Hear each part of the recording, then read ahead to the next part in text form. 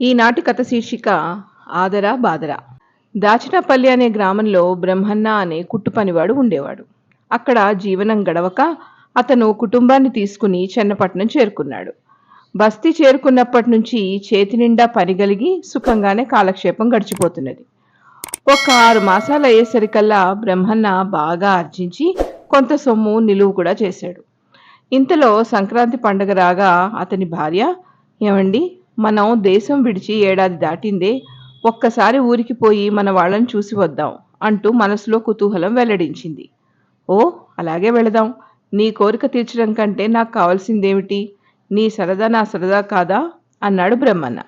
ఖాతాదారులకు తెలిస్తే పండగకి బట్టలు కుట్టివందే వదలదని తలచి దశమి బుధవారం రోజున తెల్లవారి 6 గంటలకు ప్యాసింజర్లో వెళదామని నిశ్చయించుకున్నారు. ఏ స్టేషన్కైనా మరొక గంటకు రైలు వస్తుందనగా టికెట్